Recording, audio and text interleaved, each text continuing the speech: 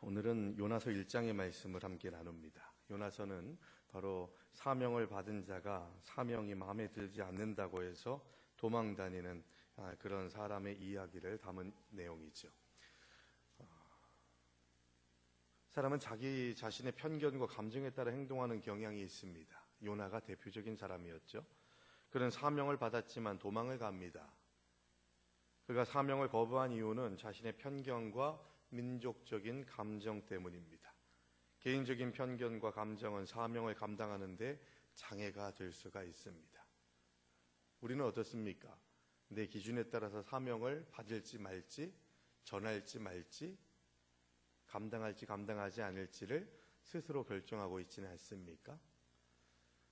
저는 어제 멕시코전 축구대회 축구 경기를 보면서 주심이 너무 밉더라고요.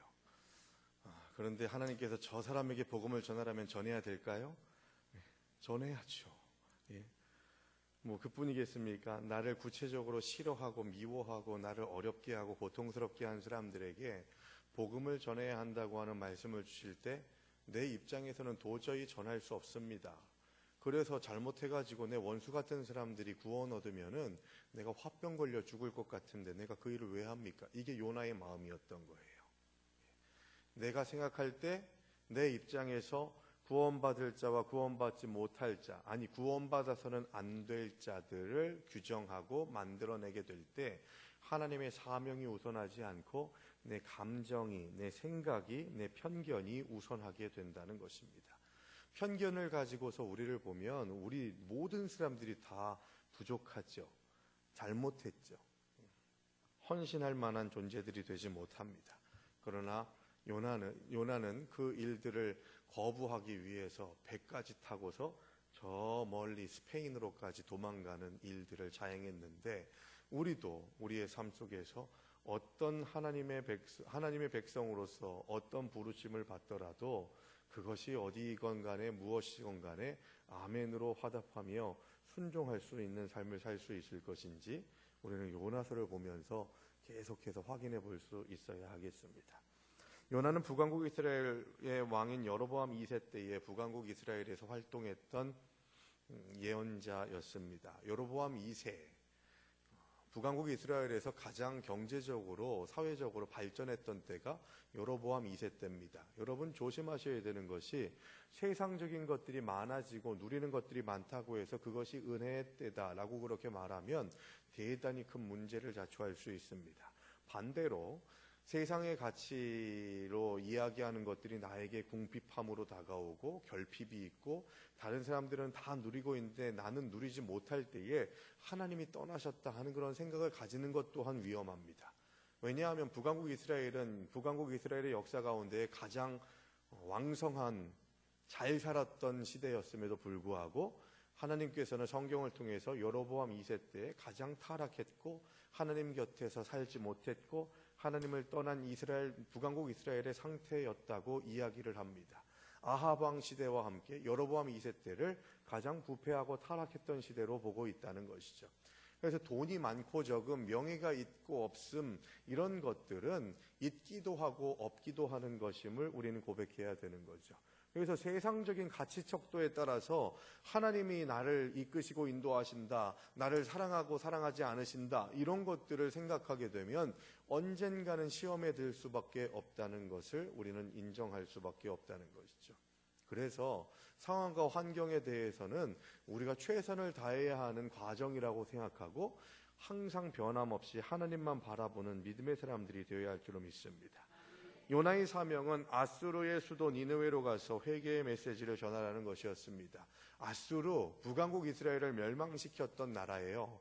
기원전 721년에 북왕국 이스라엘을 멸망시키기 전부터도 몇백 년 동안 계속해서 북왕국 이스라엘을 힘들게 하고 어렵게 하고 고통을 줬던 나라가 바로 니느웨를 중심으로 한, 니느웨를 수도로 한 아수르 제국이었던 겁니다. 그러니까 우리로 치면은 일본 사람들, 일본이라고 하는 나라가 가깝고도 먼 나라, 참 이웃이지만은 사랑할 수 없는 나라, 이런 생각들을 우리가 민족적인 그런 전체적인 그런 생각과 사상으로 결단으로 일본을 바라보기도 하잖아요. 딱 그거예요. 니느웨가, 이 아수르라는 나라가. 그래서 정말 말 그대로 요나가 불평하면서 얘기합니다. 하나님 왜 저 사람들을 구원해 주십니까? 내가 거기 가서 복음을 전했다가 저 사람들이 그 말 듣고서 회개하면 어떡해요? 나 그 꼴 못 봅니다 하는 생각으로 스페인의 다시스로 도망가는 요나의 모습을 우리는 보게 되는 거죠. 요나의 사명은 아수르의 수도 니느웨로 가서 회개의 메시지를 선포하라는 것이었는데, 사명자 요나는 동쪽 니느웨로 가지 않고 지중해 서쪽 끝자락에 있는 스페인의 항구 도시 다시스로 도망갑니다. 그가 하나님을 거역한 까닭은 뭘까요? 우선 요나는 북이스라엘인으로서 타락한 이 민족의 구원을 탐탁치 않게 여겼습니다. 더구나 아수르는 북왕국 이스라엘을 괴롭히는 원수라고 했잖아요. 요나는 민족적인 편견과 감정을 극복하지 못하고 니느웨로 가라고 하는 하나님의 명령을 거부합니다. 요나의 개인적인 편견이 하나님의 사명을 회방했던 것이죠. 우리는 하나님 나라를 위해서 인간적인 편견과 감정을 극복하고 초월해야 합니다. 하나님 내 다른 것들은 다 할 수 있는데 그것만은 못하겠어요. 그걸 하나님이 원하세요. 그것만 허물어뜨리고 무너뜨리고 주님 앞에 내어놓고 포기하고 십자가에 내려놓으면 훨씬 더 행복할 수 있는데, 그걸 못 내려놔서 그것을 그냥 탁 놓지 못해서 하나님께서 주시는 또 다른 은혜를 누리지 못하는 일들이 우리의 삶에 얼마나 많이 있는지 몰라요.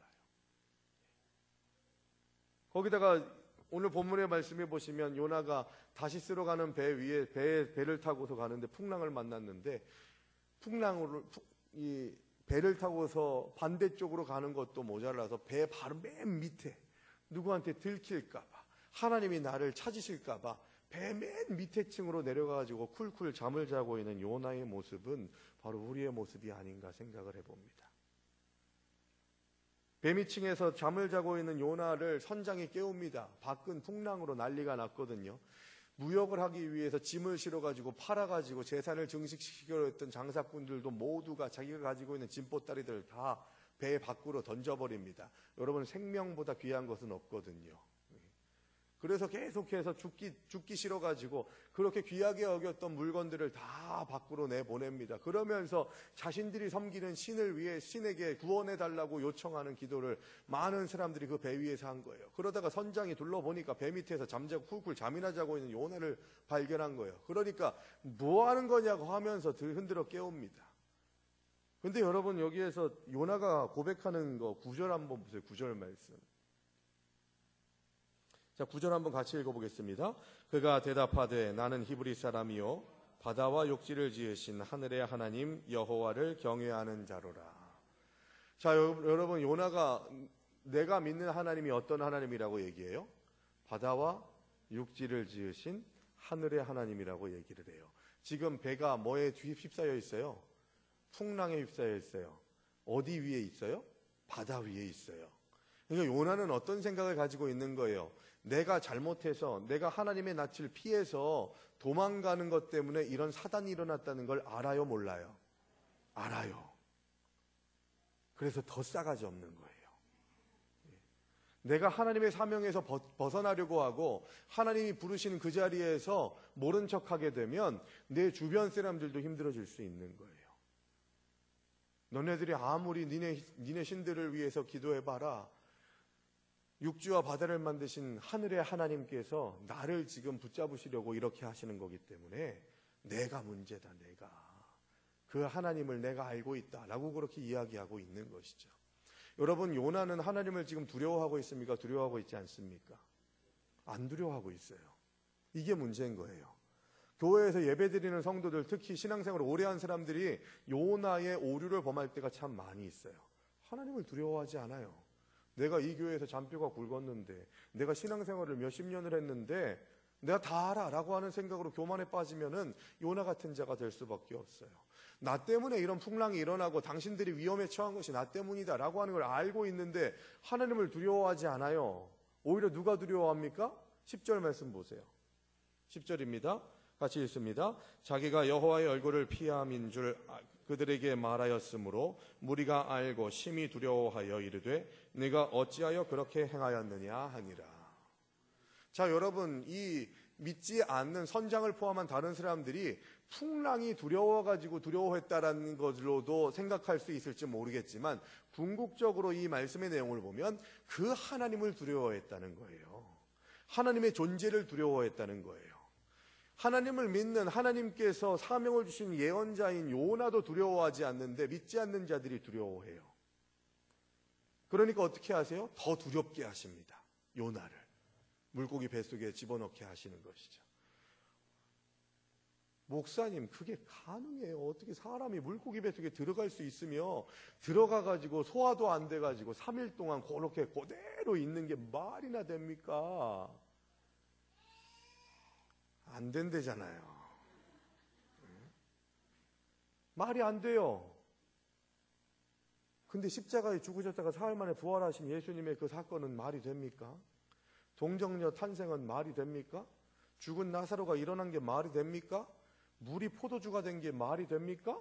말 안 되는 것들로 천지 꽉꽉 채워져 있는 게 성경의 이야기예요.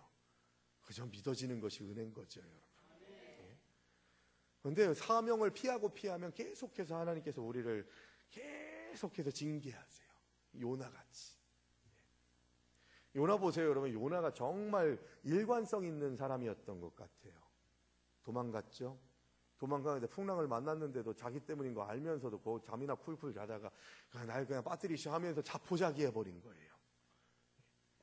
그럴 때만 물고기가 나타나가지고 확 잡아먹어가지고 3일 동안 뭐 초가 있었겠어요? 랜턴이 있었겠어요? 핸드폰이 있어가지고 그걸 액정으로 막 이렇게 했겠어요? 어두움 속에서 3일 동안에 그렇게 있다가 아수르로 이 니느웨 쪽으로 갔네요. 갔으면 그런 큰 일을 경험했으면 아이고 내 감정이 됐건 민족적인 억하심정이 있건 아무 상관하지 말고 하나님의 말씀을 신실하게 전해야지 했는데 요나서 뒷부분에 보면요 그러지 않았어요.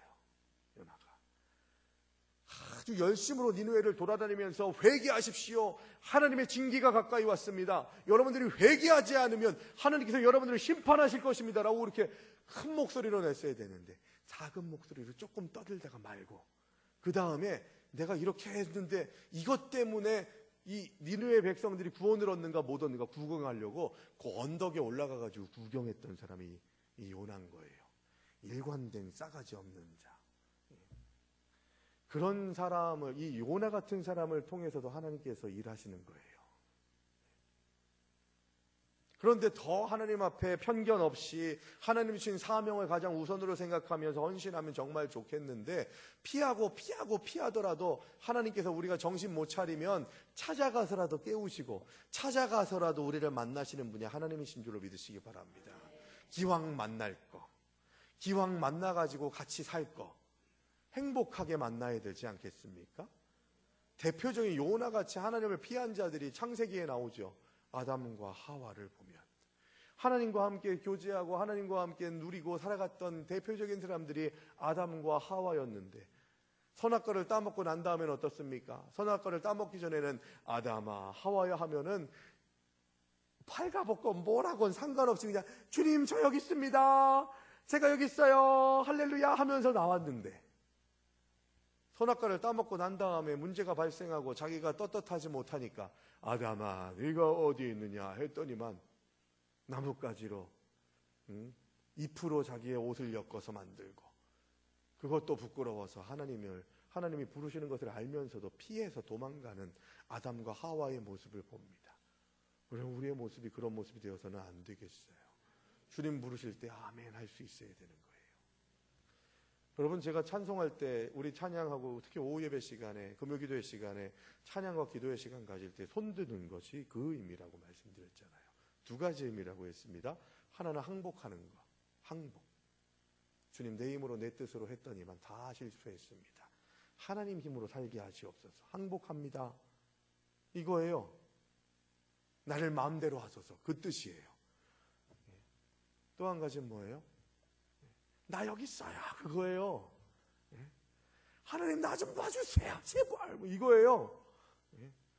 그 연예인들 만나려고 하는 그 여러분들 자녀들 학생들 보면요. 뭐 플랜카드 해가지고 막 흔들고 선물 같은 거, 그 돈도 없는 학생들이 선물 같은 거 해가지고 알바비 다 꼬라봐가지고 그렇게 딱 주는 이유가 뭔지 아세요?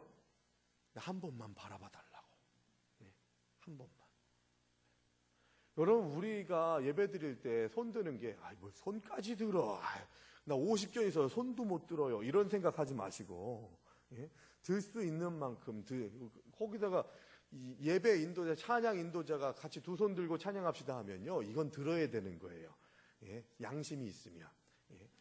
하나님 앞에 항복하는 마음을 정말 예배 인도자, 찬양 인도자의 멘트의 힘을 빌려서 내가 항복한다고 그렇게 흉내라도 내고 주님 나 여기 있습니다라고 표시라도 내라고 하는 거예요. 여러분, 기도도 그렇지만 찬양도 훈련이에요. 박수치고 찬양하고 손 들고 찬양하고, 이거 쉬운지 아세요? 우리 그러지는 말아야겠어요. 우리 교회는 그러진 않는 것 같아요.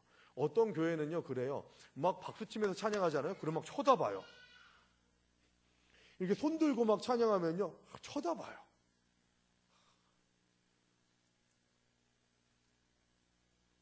그래서 창피하고 뻘쭘해가지고 그렇게 못하는 교회들이 있어요.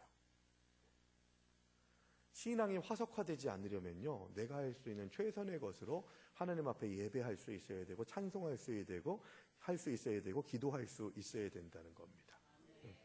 저는 우리 에스더회가 찬양한 게 왜 오늘 은혜가 됐을까 했더니, 지금 생각해보면 그래요. 최선을 다하신 것 같아요. 최고가 아니라 최선 다하면 돼요, 여러분. 모든 사람들이 다 최선은 다 다르잖아요. 내가 할 수 있는 최선. 여러분 생각해 보세요. 많이 가진 사람들은요, 조금만 해도 적게 가진 사람들이 최선을 넘어요. 그럼에도 불구하고 그 사람들이 가진 것에 비해 가지고 내가 생각할 때는 절대적인 수치는 그 사람들이 큰 거를 드렸다 해도 하나님이 보시기에는 그렇지 않을 수 있거든요. 그가 가진 삶의 상황들을 아니까요. 최선을 다해서 감당하는 것은 하나님이 기뻐 받으십니다. 박혁 권사님이 토요일마다 성악 공부하신 지가 2주 됐어요. 목소리가 좋으시더라고요. 소리통이 크세요. 그래서 제가 권사님한테 그랬어요. 힘드셔도 계속 배우세요. 그러면 권사님 솔로 하실 수 있으실 것 같아요. 워낙 소리가 좋으셔서. 그래서 제가 성악할 때 연습하신 거를 녹음한 걸 좀 들었는데 잘하시더라고요. 아직 좀 부족합니다. 근데 포기하시면 안 돼요. 우리의 신앙생활이 그래요. 열심으로 감당하면 하나님께서 우리를 아시기 때문에 내가 할 수 있는 최선으로 감당하면 하나님이 영광 받으신다는 거예요. 그래서 저는 좀 곁길로 빠지는 것일 수 있겠습니다만, 다음 주부터는 저 주일 예배 시간에 2층에서 예배위원 하시는 분들, 가운 입고 정해지신 분들이 하셔야 됩니다. 제가 오늘 예배사역부장님한테 이야기를 했거든요.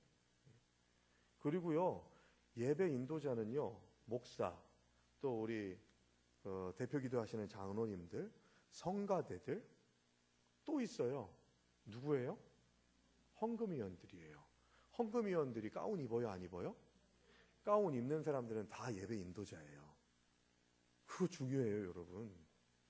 그래서 원래는 예배위원들, 예배 인도자들은 제가 중간에 여기 와가지고 말씀 전하기 전에 가운 입지 않잖아요. 예배당에 들어올 때부터 가운 입잖아요. 그건 뭐예요? 가운의 의미가 뭔지 제가 계속 강조해서 말씀드리죠. 가운은요, 나는 감추시고 하나님만 드러나게 하여 주시옵소서, 이거예요.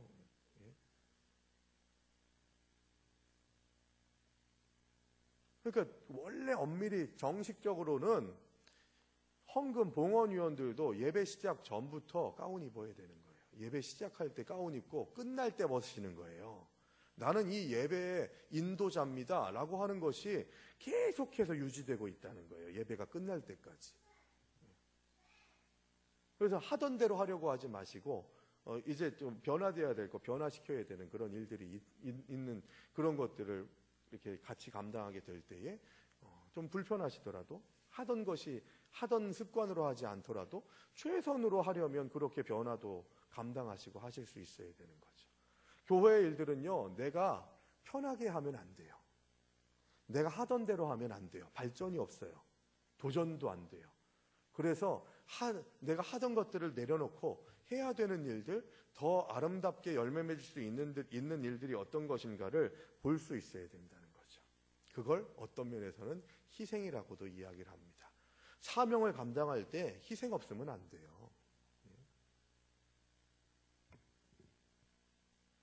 온 세상은 하나님의 섭리 속에 있습니다.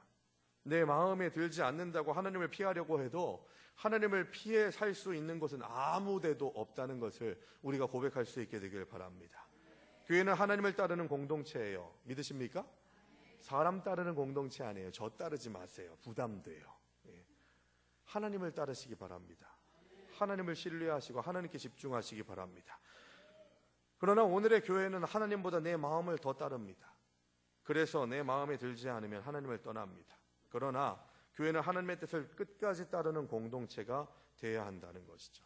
만약에 여러분들이 주일 예배를 제가 예배 때 말씀을 전하고 오후 예배 때 말씀을 전하는데 예배 때 예배 인도자로서 설교자로서 이 강단에 서는데 오늘 목사님이 뭔 문제가 있나? 부부싸움을 했나? 누구한테 돈을 뜯겼나? 하는 그런 표정이나 느낌이 드러나면 저는 아마추어예요. 그리고 신실한 하나님의 사람이라고 할 수가 없어요. 하나님을 예배하는 예배의 자리에서 내가 그 전에 경험했던 것들이 끌고 들어와지고 예배드리기 전에 일어난 일들 때문에 하나님께 집중하고 하나님께 쓰임받는 일들에 방해되도록 내 마음과 생각에 그렇게 어우러지고 흐트러지게 되면 우리는 아마추어인 거예요. 신실한 하나님의 사람이 되려면 그 전에 무슨 일이 있었더라도 예배의 자리에 들어오면 끊고 하나님께 집중하는 것이 진정으로 살아있는 예배자인 줄로 믿습니다. 그것이 사람을 의지하고 사람의 좌지우지 되는 삶이 아니라 하나님께만 집중하는 삶, 하나님의 예배자로서 사명을 온전히 감당하는 믿음의 사람들이 감당해야 되는 삶이라는 것이죠. 오늘날 많은 성도들의 신앙이 요나와 비슷합니다. 교회는 다양한 성품을 가진 사람들의 공동체죠. 그렇기 때문에 때로는 미운 사람도 있습니다. 상처를 받기도 합니다. 그럴 때 많은 성도가 하나님을 원망하고 교회를 떠나요. 그러나 교회를 떠난다고 하나님을 피할 수가 있겠습니까? 없어요. 어떤 사람은 계속 떠남으로 인해서 심판을 받고 어떤 사람은 계속해서 하나님의 자리를 벗어남으로 인해서 하나님의 은혜를 누리지 못할 때가 많습니다. 성도는 사람을 믿는 존재가 아니라 하나님을 믿는 존재입니다. 물론 관계를 통해서 풍성해지기도 하고 힘들어지기도 합니다만 그건 어떤 과정으로 생각하면서 좋을 때가 있으면 나쁠 때도 있지. 내가 누군가에게 상처를 줬다면 나도 누군가에게 상처 준 시간들이 있을 것이라는 전제하에 그것을 믿음으로 극복하려고 하는 마음이 있어야 되는 것이지, 요나처럼 내 감정에 충실하다가 하나님 주신 사명을 까먹어버리는 그런 어리석은 자가 되어서는 안 된다는 것이죠. 하나님을 믿는 사람은 하나님의 뜻을 따라야 합니다. 니느웨가 요나에게는 미운 대상이었지만 하나님께는 소중한 성읍이었습니다. 때로는 성도 간에 갈등이 있을 겁니다. 그렇다고 은혜의 자리를 떠나지 마세요. 하나님을 보고 계십시오. 예배의 자리를, 기도의 자리를 떠난다 해도 하나님을 피할 수는 없습니다. 시편 139편 2절의 말씀에서 주께서 내가 앉고 일어섬을 아시고 멀리서도 나의 생각을 밝히 아십니다 라고 그렇게 고백했습니다. 마음이 아니라 하나님의 뜻을 따르기를 바랍니다. 이것이 성도의 본분이라는 거죠. 교회는 한 마음의 공동체가 아니라 한 믿음의 공동체인 줄로 믿습니다. 그 사람의 마음을 내 마음과 같게 하려고 하지 마세요. 그건 지배하려고 하는 것이지 동역하려고 하는 것이 아닙니다. 아침에 말씀 전할 때도 말씀드렸듯이 이해하려고 하기보다는 뭐 하라고 했어요? 인정하라고 했어요.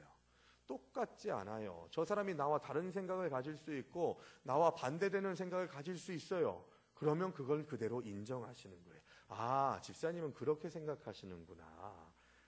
다른 것이지 틀린 것이 아니라는 생각을 가질 수 있어야 된다는 것이죠. 우리는 모습도 다르고 생각도 다릅니다. 그러나 공통점이 있어요. 예수 그리스도의 은혜로 구원받은 성도라는 사실이 우리의 공통점입니다. 하나님은 우리 마음에 드는 사람만 구원하시거나 우리가 좋아하는 사람들만 교회 공동체에 두지 않으셨습니다. 그런 것은 세상의 모임이에요. 믿음의 공동체는 서로 마음이 다를지라도 서로 끝까지 사랑하고 함께해야 합니다. 하나님을 피하고 다른 지체들과 분열하는 것은 하나님의 뜻이 아닙니다. 우리는 하나님의 부르심에 순종하는 하나님의 사람들이 되어야 합니다. 아침의 설교와 같이 좀 시리즈로 있는 그런 주제를 제가 말씀을 오늘 가지고 나왔어요. 교회가 되려면, 교회가 교회다워지려면, 성도가 성도다워지려면 오늘 아침 예배 때도 말씀을 드렸듯이 우리의 마음이 어떤 것으로 채워지고 있는가? 나의 감정과 편견 때문에 지금도 아직도 담 쌓고 살고, 과거의 상처와 문제와 아픔 때문에 오늘의 삶을 누리지 못하고 막힌 담을 더 막히게 만들고 더 높게 장벽을 쌓아 올리는 어리석은 삶을 살아가고 있지 않은지, 하나님의 백성은 장벽을 더 높이 쌓는 자가 아니라 허무는 자가 되어야 할 줄로 믿습니다. 벽을 쌓는 자가 되면 안 돼요. 이상근 남익숙 집사님, 벽을 쌓으세요. 벽을 쌓으시는 직업을 가지고 계신 분, 그걸 얘기하는 게 아니잖아요, 여러분. 이런 어떤 건물의 벽, 이런 걸 얘기하는 게 아니라 우리의 소통의 벽, 마음의 벽, 이런 것들을 끊어낼 수 있어야 되는 거예요. 무너뜨릴 수 있어야 된다는 거죠. 그때에 하나님의 은혜가 통하게 됩니다. 연결되게 됩니다. 이게 얼마나 큰 은혜인지 몰라요. 오늘 에스더의 주간 예배로 드립니다. 에스더 하면은 생각나는 게 뭐예요? 죽으면 죽으리라 하는 그런 말씀이죠. 에스더는 민족의 구원을 위해서 하나님 앞에 죽으면 죽으리라 하는 마음으로 먼저 다가갔고, 그리고 왕 앞에도 죽으면 죽으리라 하고 나아갔습니다. 회복을 위해서, 누군가를 살리기 위해서 죽으면 죽으리라 하는 마음을 가진 사람이 에스더였다는 거예요. 에스더 여신도회가 에스더의 이름을 가지고 있을 때 죽으면 죽으리라 하는 에스더의 신앙을 가지셔야 돼요. 그런데 이 에스더의 신앙이 잘못되면요, 죽으면 죽으리라가 아니라 죽일라면 죽이리라, 그게 돼버려요. 우리 에스더 여신도회가 가지고 있는 우리 교회의 위치를 보게 되면요, 대단히 중요합니다. 인생은 60부터라고 얘기하잖아요, 요즘에. 100세 시대 되니까. 옛날에 저희가 어릴 때는 60세 정도 넘어가시면 내가 60대 가지고 어떻게 교회를 해요, 그렇게 이야기를 하셔요. 그런데 그게 지금은 아니잖아요. 거기다가 누군가의 아내이기도 하지만 특별히 누군가의 어머니이기도 하고 시어머니이기도 합니다. 참 희한하게 여러분들 조심하셔야 되는 게, 내 며느리한테나 시어머니지 교회에 있는 모든 젊은 여신도들이 다 내 며느리인 줄 생각하시면 안 돼요. 덕스럽게 생각하시고 에스더처럼 살리는 일에 내가 죽으면 죽으리라 하는 마음으로 나아가셔야 돼요. 그러면 교회는 살아요. 에스더 여신도회가 더 풍성한 은혜 가운데에서 주님께서 주시는 능력으로 함께하게 하실 줄로 믿습니다. 모이면 모일수록 기쁨이 넘치는 에스더회 되시기를 바랍니다. 요나 같지 않으면, 요나처럼 불평불만하고 내 감정에 따라서 하나님 주신 사명을 자기 마음대로 재단하고 판단해버리지 않는 에스더 여신도회가 되면 하나님께서 에스더회를 통해서 더 큰 일들을 이루어 주실 줄로 믿습니다. 교회 여러 곳에서 사역하시는 분들을 보면 에스더 여신도회가 대단히 큰 일들을 감당하세요. 그리고 오랫동안 에스더 여신도회가 힘든 일들을 이름도 없이 빛도 없이 감당하신 분들이 여러 분 계십니다. 그런데 중요한 건 뭐냐면 그 영광을 까먹지 마셔야 돼요. 내 마음과 내 생각 때문에, 내가 가지고 있는 상처와 아픔과 또 내가 편하게 생각하는 그런 습관들 때문에 하나님께서 주시는 영광스러운 시간들을 내 잘못과 나의 감정과 내 인간적인 생각으로 깨먹어버리면 절대로 안 된다는 거예요. 그래서 사실 어머니로서의 역할을, 우리 한나 여신도의 회원들께서 어머니로서의 역할을 충만하게 해주십니다만, 에스더 여신도회도 어머니같이 품어주시는 그런 여신도회가 되어야 할 줄로 믿습니다. 그래서 말 한마디도 조심하셔야 돼요. 특히 에스더 여신도회 정도 되는 중진들은 말 한마디 조심하시고, 그리고 에스더 여신도회부터 언니 하지 마시고 서로 존중하는 말로 섬기시고 사랑하시는 그런 마음들이 있게 되면 하나님께서 더 큰 은혜로 함께 하실 줄로 믿습니다. 결론을 맺습니다. 많은 성도가 자기 마음에 좋은 것들만을 추구하면 교회는 교회되지 못합니다. 하나님의 기쁨이 되지 못해요. 입으로는 하나님을 주님이라고 고백하면서도 주인의 자리를 내주지 않습니다. 그렇기 때문에 조금만 상처받아도 쉽게 하나님을 떠나려고 하죠. 그러나 우리는 하나님을 피할 수 없습니다. 하나님이 주신 사명이 마음에 들지 않아도 끝까지 하나님을 따르십시오. 그것이 승리하는 길이요, 복받는 길이요, 은혜의 길로 나아가는 길입니다. 하나님이 기뻐하시는 성도의 삶을 살아가시는 저 여러분들, 특별히 에스더 회원들 되시기를 주의 이름으로 축원합니다.